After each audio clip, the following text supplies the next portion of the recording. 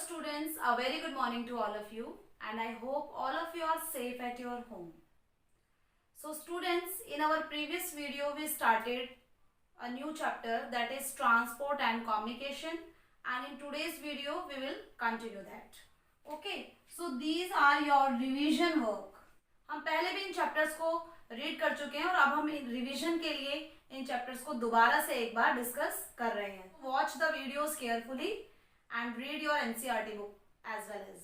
Okay, so बेटा आपको अगर लग रहा है कि वीडियो देखने से या जो रिटर्न वर्क मिल रहा है उसको कंप्लीट करने से आपका वर्क हो गया है, दैट इज नॉट इनफ. आपको revision work as well as करना है continue. Okay, so this is our chapter we are discussing. This is for your revision, और रिवीजन आपका तभी होगा तब आप अच्छे से समझेंगे इन टॉपिक्स को. ओके, एंड लैंड ट्रांसपोर्ट में भी रोड्स के बारे में पढ़ रहे थे. तो रोड्स को हमने क्लासिफाई करा था नेशनल हाईवेज में, स्टेट हाईवेज में, district road and rural road. तो ये 4 क्लासिफिकेशन हम ऑलरेडी रीड कर चुके थे. And today we will discuss the other types of roads that are border roads and international highways. तो ये 4 टाइप की रोड्स हैं. अभी बताया था आपको national highway, state highway, district road and rural roads. इन रोड्स के अलावा 2 टाइप्स की और हैं roads. So first one is border roads and international highways. So border roads, border road organisation was established in 1960. जो हमारी कंट्री के जितने भी बॉर्डर्स हैं वहां पर जो सड़कें बनाने का काम है वो करता है बीआरओ, बॉर्डर रोड ऑर्गेनाइजेशन, जो कि 1960 में बना था. सो हमें अच्छे से पता है कि हमारी कंट्री की सिक्योरिटी के लिए हमें जो बॉर्डर्स हैं उनको मेंटेन करके रखना पड़ता है. बॉर्डर्स सिक्योरिटी वहां पर रखनी पड़ती है बॉर्डर्स पर, ताकि कोई फॉरेन कंट्री वहां पर रूल ना कर पाए. जैसे पाकिस्तान का एरिया लेते हैं या चाइना का एरिया लेते हैं, वहां पर हमें बॉर्डर्स पर सिक्योरिटी को रखना पड़ता है. तो बॉर्डर पर अगर सिक्योरिटी है तो वहां पर डिफेंस के लिए, वेपन्स पहुंचाने के लिए, जो आर्मी रह रही है उनके फूड्स के लिए हमें रोड्स की जरूरत होती है. तो defence preparedness through rapid and coordinate strategically importance road. So ये रोड्स का मेन वर्क है. एक तो स्ट्रेटेजिकली इंपॉर्टेंस है, मतलब अगर हम सिक्योरिटी कर रहे हैं अपनी कंट्री की तो उसके लिए बहुत ज्यादा इंपॉर्टेंट है कि वहां पर जो बॉर्डर है वहां पर रोड्स को मेंटेन करके रखा जाए, क्योंकि हमें कभी भी जरूरत पड़ सकती है उनकी. ओके, एंड डिफेंस के लिए जितने भी मटेरियल्स की, जितने भी गुड्स की जरूरत होती है, वेपन्स है, आर्मी ड्रेसेस है, फूड है, उनके लिए वो सब सप्लाई करने के लिए बॉर्डर रोड्स की बहुत ज्यादा नीड होती है. So multi facilitates construction agency है बीआरओ, बॉर्डर रोड ऑर्गेनाइजेशन है. इसका वर्क यही नहीं है कि बॉर्डर्स में जो ओनली जो रोड्स हैं उनको मेंटेन करना है या कंस्ट्रक्शन करना है, बल्कि वहां पर स्नो क्लियरेंस, हायर एल्टीट्यूड्स में जब स्नोफॉल होती है तो स्नो को क्लियर करने का वर्क भी बीआरओ ही करता है. Okay, so now talking about the international highways. दूसरी कंट्री के साथ में जो जिन हाईवे से एक कंट्री लिंक होती है that are called the international highway. और इनके पीछे मेन पर्पस, ये 1 मार्क्स का क्वेश्चन आ सकता है बस, to promote harmonious relation with neighbouring country. दूसरी कंट्री के साथ में पीस एंड हार्मोनी बनाने के लिए, एक अच्छे रिलेशन बनाने के लिए इंटरनेशनल हाईवेज बनाए जाते हैं. जैसे कि पहले हमने पाकिस्तान के साथ में अमन सेतु बस सर्विस स्टार्ट करी थी एंड दिल्ली लाहौर सर्विस है. ये कुछ बस सर्विस है जो पाकिस्तान के साथ में स्टार्ट करी गई थी.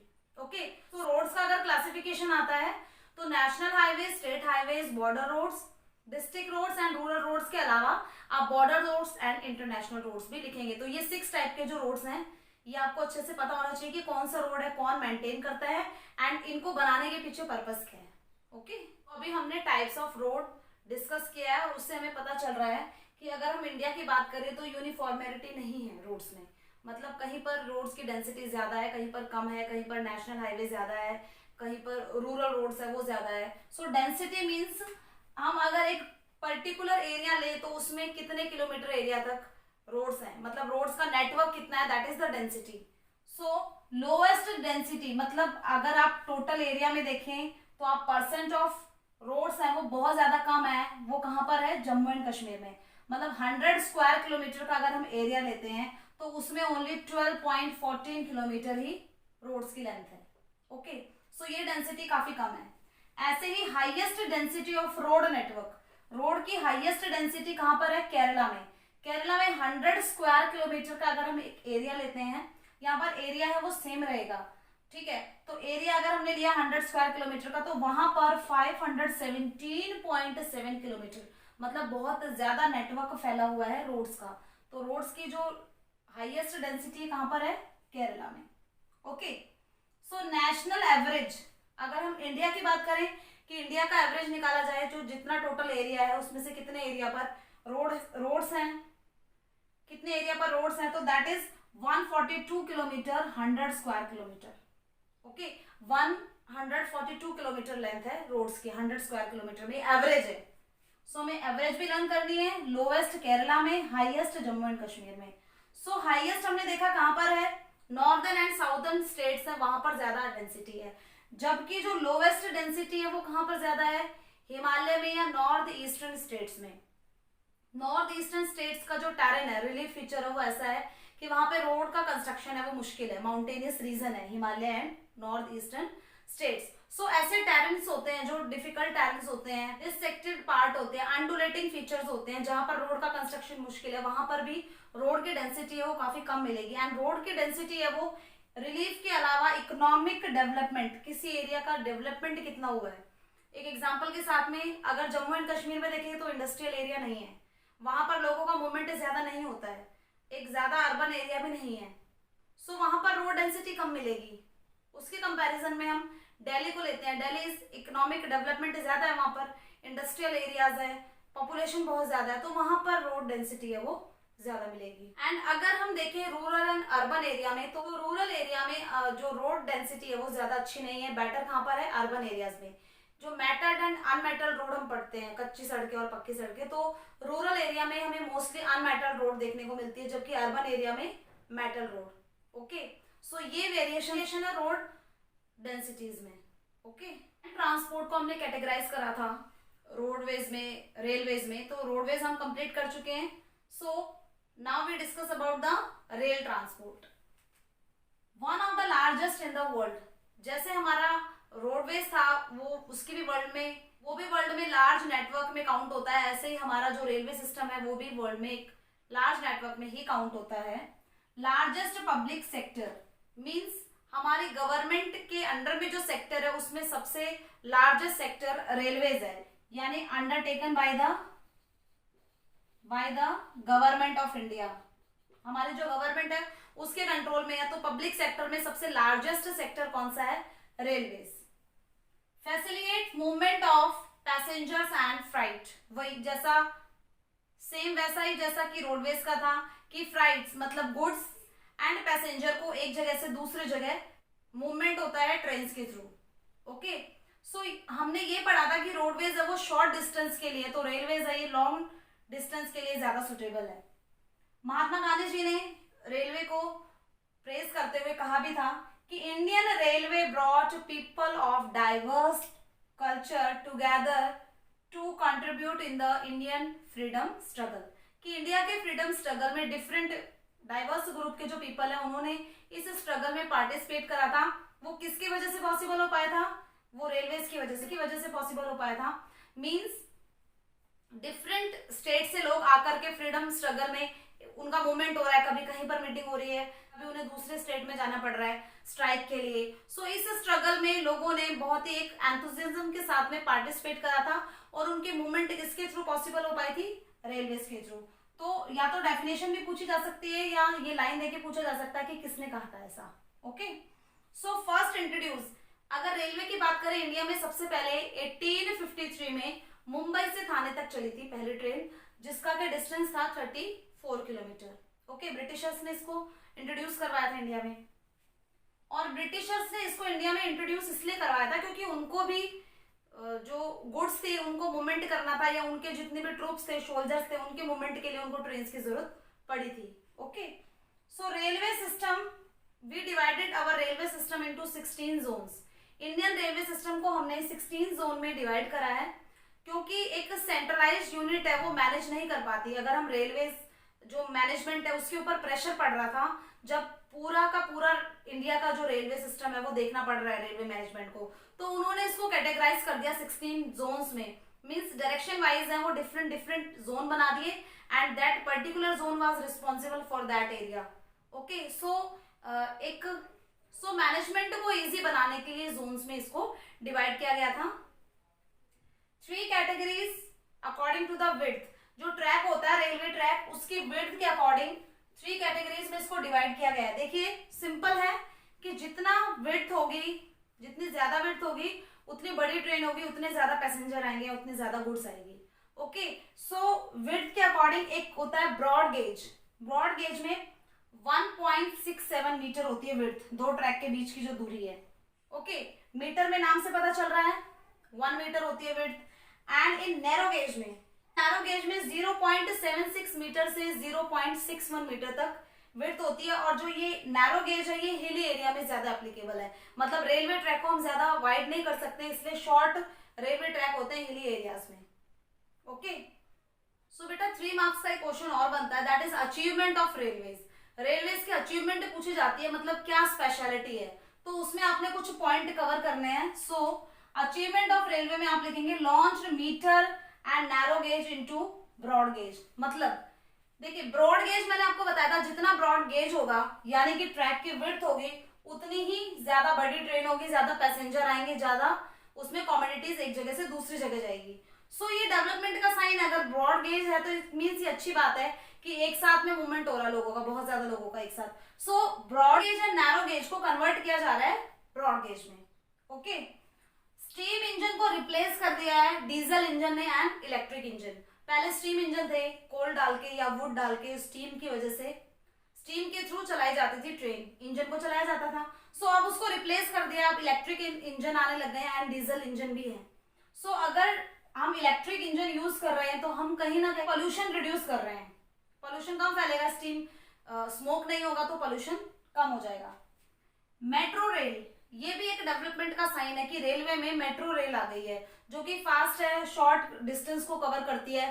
तो मेट्रोपोलिस जो सिटीज है जैसे like Delhi, Mumbai, Kolkata, Chennai, in cities में मेट्रो ट्रेन हैं जिनसे लोगों को बहुत फायदा हुआ है combating air pollution, and air pollution भी रिड्यूस हो गया है। ओके, इलेक्ट्रिकल इंजन होते हैं इनमें। Next one is development of Konkan railway. Indian railway की एक फीचर है कोंकण रेलवे। अब कोंकण रेलवे में ऐसा क्या है वो हम आगे पढ़ते हैं। सो कोंकण रेलवे कहां से कहां तक है? मुंबई से बेंगलुरु तक। ओके, सो मुंबई से कर्नाटका को जोड़ा गया है वाइल वेस्टर्न घाट के थ्रू ये जुड़े हुए हैं। सो अभी पढ़ेंगे हम कोंकण रेलवे के बारे में। अभी as you know railway management ने 16 जोन्स में डिवाइड करा है रेलवेज को। सो 16 जोन में से जो मेन जोन है जो पूछे जाते हैं या मैप में भी लोकेट करने को आते हैं, सो that is the central zone में मुंबई को रखा गया है। ओके, एंड ईस्ट में सबसे ईस्ट में कोलकाता इन वेस्ट बंगाल, सबसे नॉर्थ में New Delhi is in northern zone, सबसे साउदर्न जोन चेन्नई है, एंड सबसे western zone is also Mumbai का Churchgate. Okay, so central में भी मुंबई है एंड वेस्टर्न में भी मुंबई है, बट ये यहाँ पर चर्च गेट है। ईस्टर्न में कोलकाता एंड नॉर्दर्न में न्यू दिल्ली एंड साउदर्न में चेन्नई। सो ये 5 जोन तो आपने आउट ऑफ 16 लर्न करने ही करने हैं, उसके बाद में वो डायरेक्शन वाइज 16 जोन है वो भी एक बार देखेंगे। ओके, सो अगर पूछा जाता है अचीवमेंट तो आपने ये बताना है कि metre gauge and narrow gauge को ब्रॉड गेज में कन्वर्ट किया जा रहा है, स्टीम इंजन रिप्लेस हो गए हैं, इलेक्ट्रिकल इंजन आ गए हैं, मेट्रो ट्रेन आ गई हैं, पोल्यूशन कम हो गया है, and Konkan railways is the achievement of Indian railways. So Indian railways के अचीवमेंट में हमने कोंकण रेलवे पढ़ा था। कोंकण रेलवे मेंटेन इन 1998 को 760 किलोमीटर इसकी लेंथ है, मींस महाराष्ट्र के रोहा से एंड कर्नाटक के मंगलुरु तक ये कोंकण रेलवे है, एक्सटेंड करता है एंड 760 किलोमीटर इसकी टोटल लेंथ है। ओके, सो यहाँ पर क्या पढ़ा कि 1998 में कोंकण रेलवे स्टैब्लिश हुआ था एंड इसकी टोटल लेंथ 760 किलोमीटर है। महाराष्ट्र के रोहा से कर्नाटक के मंगलुरु तक ये एक्सटेंड करता है। It crosses 146 reverse and streams. Total reverse and stream, छोटी स्ट्रीम्स को मिलाएं तो ये कितनी स्ट्रीम्स एंड रिवर्स को क्रॉस करता है? That is 146। एंड ब्रिजेस कितने क्रॉस करते हैं? 2000 ब्रिजेस क्रॉस करते हैं। एंड टनल्स, जो सुरंग होती है, that is tunnel is 96 tunnels हैं, मीन्स माउंटेन्स को काट करके जगह बनाई गई है रेलवे बनाने के लिए। Okay, so it is an engineering Marvel, इसको इंजीनियरिंग मार्वल भी कहते हैं कि इंजीनियर मीन्स टेक्नोलॉजी हमारे पास में इतनी आ गई है कि इंजीनियरिंग की हेल्प से हमने माउंटेन्स को काट करके वहां पर रेलवे बनाए हैं। सो रत्नागिरी महाराष्ट्र में एक टनल है दैट इज 6.5 किलोमीटर, 6.5 किलोमीटर लंबी एक टनल है और ये इस कोंकण रेलवे की लार्जेस्ट टनल है। ओके, सो कौन से स्टेट कवर करता है Konkan? That is Maharashtra, Karnataka and Goa. Okay, so that is we are talking about the western side, Konkan railway here. Okay, so Indian railway के अचीवमेंट में हमने कोंकण रेलवे पढ़ा था कि Konkan railway is also the achievement of Indian railways. So Konkan railway 1998 में establish हुआ था। Okay, 760 kilometre इसकी टोटल लेंथ है and it is extend between the Maharashtra Roha, Maharashtra के रोहा से एंड मैंगलुरु, कर्नाटका के मैंगलुरु तक ये रेलवे सिस्टम जुड़ा हुआ है। It crosses 146 reverse and streams, जो छोटी स्ट्रीम्स है एंड रिवर्स है दैट इज 146 है वो टोटल, एंड 2000 ब्रिजेस ये क्रॉस करते हैं एंड इसमें टनल्स हैं, जो माउंटेन को काट के टनल्स बनाई गई है रेलवे के लिए दैट इज 96। ओके, सो सबसे लंबी जो टनल है that is 6.5 kilometre is in Ratnagiri Maharashtra. 6.5 kilometre लंबी एक टनल है महाराष्ट्र में, मतलब इतना लॉन्ग माउंटेन को कट किया गया है रेलवे के लिए और इसको कहा जाता है it is an engineering Marvel, कि हमारे पास में इतनी टेक्निक आ गई है, इतनी न्यू इंजीनियरिंग की हेल्प से हमने जो एक बहुत ऐसी जगह जहां पर रेलवे बनाना पॉसिबल नहीं था वहां पर इतना 760 किलोमीटर रेलवे ट्रैक बनाया गया है। सो कौन से स्टेट्स को कवर करता है Konkan railways? So Konkan railways cover करता है महाराष्ट्र, कर्नाटका एंड गोवा को। So that part Maharashtra, Karnataka and Goa. So Konkan railway is important in the railway system. So as we discuss roadways and railways, after that we will discuss the water transport. Okay, so land transport में हम cover कर चुके हैं roadways को and railways को. Now we will read the water transport. So water transport का भी अपना एक importance है, means जब roadways and railways invent नहीं हुए थे तो जितने भी invaders थे वो sea route के थ्रू पहुंचे थे. So sea route and waterways है वो सबसे पहले routes थे जिनसे क्रॉस करके एक जगह से दूसरी जगह पहुंचे थे invaders. So important mode of transport, जिन एरियाज में रिवर्स ज्यादा है या जिन एरियाज में रिवर्स को क्रॉस करके आप फर्दर आगे पहुंच सकते हैं तो उन एरियाज में जो वाटर ट्रांसपोर्ट है उनका बहुत ज्यादा इंपॉर्टेंस है। So it is a cheapest means of transport. 1 marks का क्वेश्चन आ सकता है कि चीपेस्ट मीन्स ऑफ ट्रांसपोर्ट क्या है? That is waterways. Suitable for carrying heavy bulky material, heavy और बल्की मटेरियल है उनको भी एक जगह से दूसरी जगह ट्रांसफर किया जा सकता है। ये फ्यूल एफिशिएंट है एंड इको फ्रेंडली है। जब वाटर ट्रांसपोर्ट अगर आप यूज करते हैं तो उसमें ये इको फ्रेंडली है, इससे कोई भी पोल्यूशन नहीं फैलता है। ओके, सो इसको हमने कैटेगराइज करा है 2 पार्ट्स में, that is inland route and another one is oceanic route. तो इनलैंड रूट मीन्स हम कंट्री में ही मूवमेंट हो रहा है वाटर के थ्रू, हम एक जगह से दूसरी जगह जा रहे हैं, that is inland routes, inland navigation. And oceanic routes या सी रूट मीन्स जब दूसरी कंट्री में कोई भी सामान या पैसेंजर्स जा रहे हैं, that is called the oceanic route. So inland route में अब इसका इंपॉर्टेंस थोड़ा कम हो गया, जैसे जैसे रेलवे एंड रोडवेज है वो एक्सपैंड हुए हैं तो इनलैंड वाटरवेज है इनका इंपॉर्टेंस कम हो गया है। So faced competition to roads and railways, railway से एंड रोडवेज से इसको कॉम्पिटिशन करना पड़ रहा है। डाइवर्जन ऑफ रिवर्स, जो रिवर्स है उनका डाइवर्जन कर दिया गया है, किसके लिए? इरिगेशन के लिए। रिवर्स है उनका यूज किया जा रहा है, पॉपुलेशन बहुत ज्यादा बढ़ गई है तो वाटर अवेलेबिलिटी कम है, तो वाटर की नीड को पूरा करने के लिए जो रिवर्स का वाटर है उसको यूज किया जा रहा है। रिवर के वाटर को जब यूज किया जाएगा तो उसमें वाटर अवेलेबिलिटी है वो रिड्यूस हो जाएगी, जिससे नेविगेशन पॉसिबल नहीं हो पाएगा, मतलब मूवमेंट होने चाहिए ना वाटर में, वाटर क्वांटिटी कम है तो नेविगेशन पॉसिबल नहीं होगा। सो किसकी वजह से नॉन नेविगेबल हो गई है जो रिवर्स है वो? इरिगेशन की तरफ मूव कर दिया गया वाटर को, इसलिए। कंट्रीब्यूट 1% ऑफ ट्रांसपोर्ट, इंडिया में जितना ट्रांसपोर्टेशन सिस्टम होता है उसका 1% वाटरवेज के थ्रू होता है, जो कि बहुत ज्यादा कम है।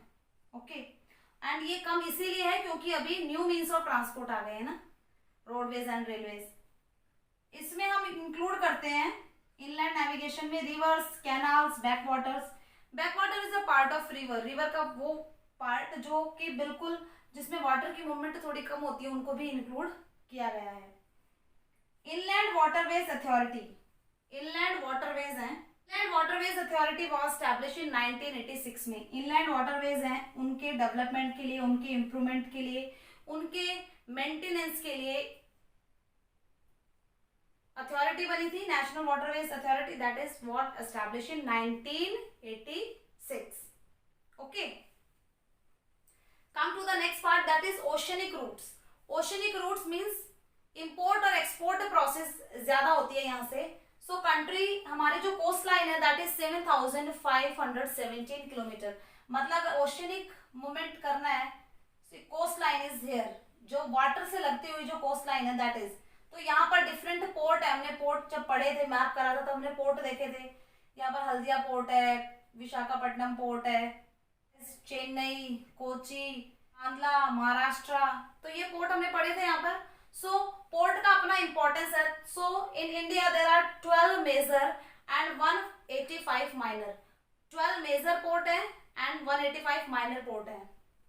95% ऑफ इंडिया ट्रेड वॉल्यूम, हम वॉल्यूम की बात करें, कितना सामान इंपोर्ट एक्सपोर्ट होता है इंडिया से, जो ट्रेड होता है दैट इज 95%, जो बल्कि मटेरियल्स है वो सी रूट के थ्रू इंपोर्ट एंड एक्सपोर्ट किया जाता है, and total value we get from the international trade that is 70%। So 70% import export से जो मनी, जो 70% ट्रेड करने से दूसरी कंट्री से 70% मनी कहाँ से आ रही है, वाया ओशनिक रूट्स।